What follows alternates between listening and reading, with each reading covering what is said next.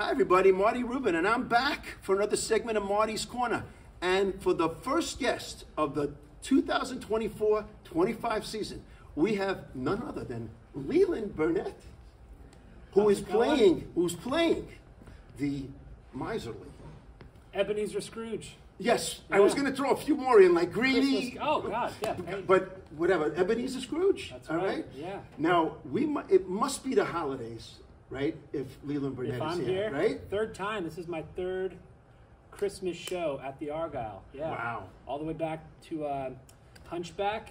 Phoebus in the Phoebus Hunchback and of Notre Hunchback. Dame. Yeah, I was the prince in that. I was the beast in Oh my Beauty and the God, Beast. you were the beast. You were great in Disney's Beauty and the Beast. He transitions back to a prince, so another prince, and now Scrooge. Oh It's my God. it's a weird trajectory. I think I'm spiraling down here. But it's a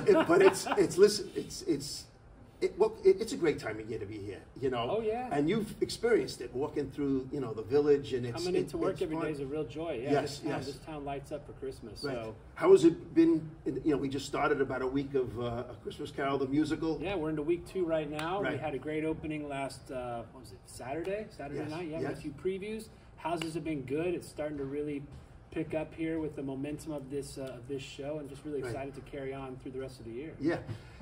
It's funny, those three characters, they're different, but Oh, yeah. there is a haunting presence about all of them. Oh, sure. Okay, that you capture beautifully. Thank you. You really do.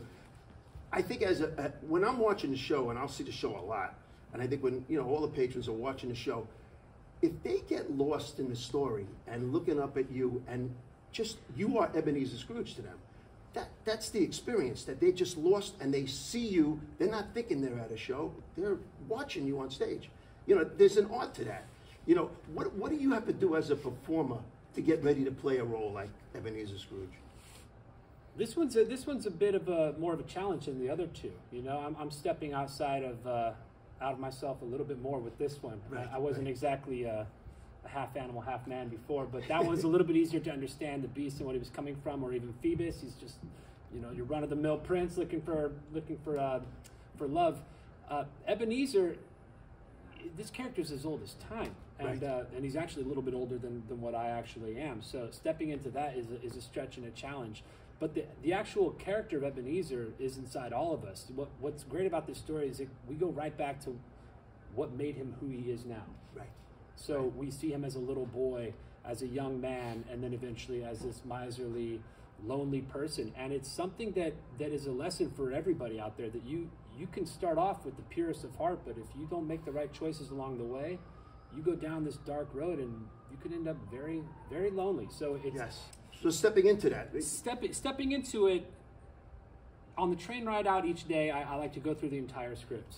I like to go through every moment of the show so that when I'm on stage, I'm not thinking about script, I'm not thinking about songs, I'm not thinking about my phone ringing. I'm just Right. going moment to moment in this show, trying to relay this guy's story to Yes. the audience each and every night. So now you're telling me that when you're on the Long Island Railroad on the way to the Argyle Theater, and if you're walking in the train there, Yeah. and someone gets in your way, I'm do screaming. you tell them, "Bah, humbug"? Are you the method actor on the railroad? No, because the part of the character that I resonate with most is who he was and who he becomes in the end. Yes. It's that interim part Yes. that the audience Yes. sees at the beginning, this miserly old man that is the relatable, is the character that people, they recognize immediately, but that's Right. not who this person is deep down. So Yes, the yes. goal for me is to pull out the humanity from him each night. Yes, it's, and you it's do. the challenge. Thank you.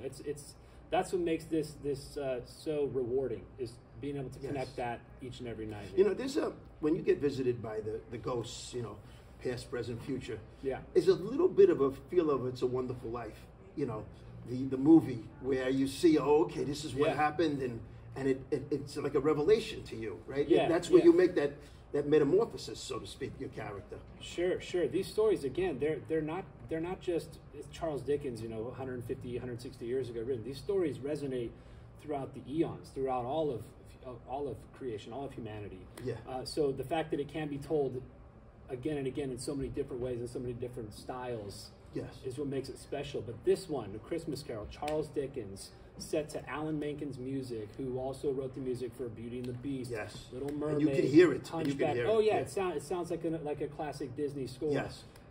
the melding of those two artists, one from 160 years ago and one who's modern, is just, it's stunning. It's beautiful. Yes, and that's what sets it apart from It's a Wonderful Life or all those other great stories. This one stands on its own as a true piece of art in its own right. Very true, very true. So where are you from, Leland? California. Yes. Yeah. And you happen to be a baseball fan? A little bit, yeah. Yes. Did you want to congratulate me, Marty? Yes, I know. Well, we've talked baseball a lot, So you're a Dodger fan. That's you right. know. You still gloating? Right. World champions, that's right. You took out the Mets and the Yankees. Come but on. we did it humanely, Did you? I don't know. It was clean. The Yankees was clean. But yeah, it must have been fun for you to watch those games. Oh right? my God, what a blast! Yeah. Right. Especially coming out of the pandemic when in 2020 everybody harping on about it not being a real season, the diminished amount of games that they played. So to come back a few years after and really pin it to the wall was a lot of fun. Yeah. So I always like to compare theater to sports, especially baseball. Sure. So both are live events. So let's take the last game of the World Series, the game the Dodgers beat the Yankees. The Yankees were winning 5-0. Yeah. All the momentum was with the Yankees, right? The crowd was going crazy. Cole was pitching great. And then you knew, Marty. You knew even then. I didn't know. Did you know? Did you know? I think LA knew. I mean, like in a second, everything that could go wrong went wrong. You felt good. Aaron Judge finally turned his bat on, and then he drops that ball, and that was it. God. Oh, it was. We won't get into the details of the fifth inning because the Yankees fans have been tortured enough. Yeah, but here's what I wanted to ask you as a performer. Yeah. So obviously something went wrong that inning. Yeah. And it affects everybody. Mm-hmm. If you're on stage and something goes wrong on stage, how do you as a performer keep your cool and composure to get past it? It comes back to what I was going on about earlier about being in the moment. Things can go. The beautiful thing about live theater is that it's happening right in front of you. Right. We're all breathing in the same air at the same time in this sacred space. Yes. These hallowed walls that are the theater. Not to get too down that hole, but when something goes wrong, the audience sees it.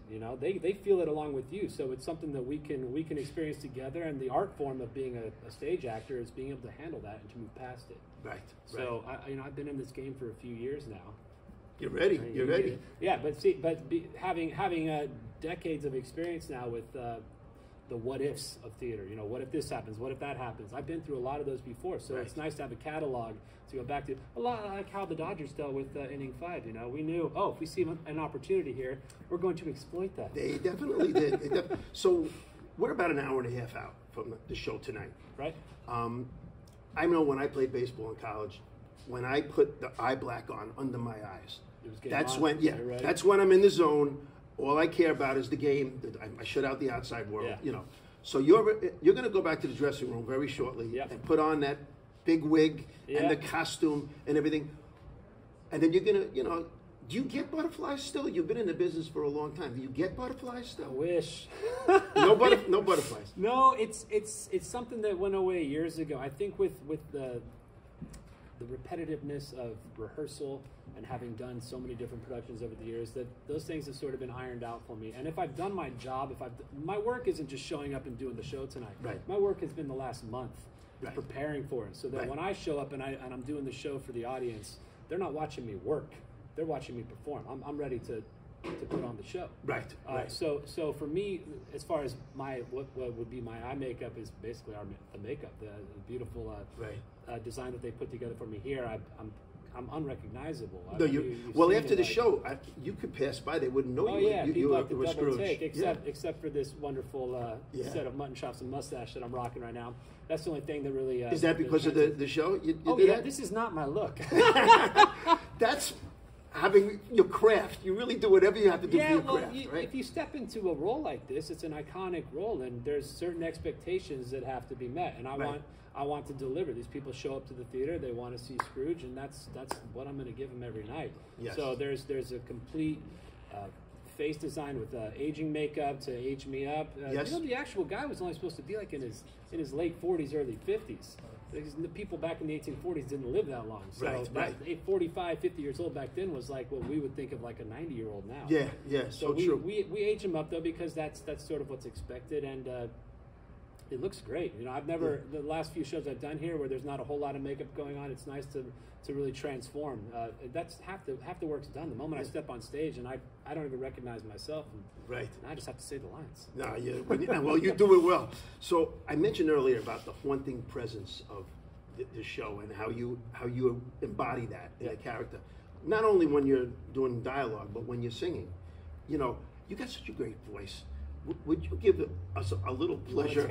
A little taste. Come on, can we get a little taste, Leland? Leland? Piano here, but I can. Acapella. I'm going to serenade it to you. Okay. Normally on stage, I'd be singing this to Tiny Tim. Okay, bring it to me then. That's okay. I never knew there was anything to spending Christmas together. Even this child who has nothing has so much to share. You're Tiny Tim now. Look at that. You're fast. And you have to come to the show to hear the rest of that song. We are thrilled to have Leland Burnett back and the rest of this supremely talented cast.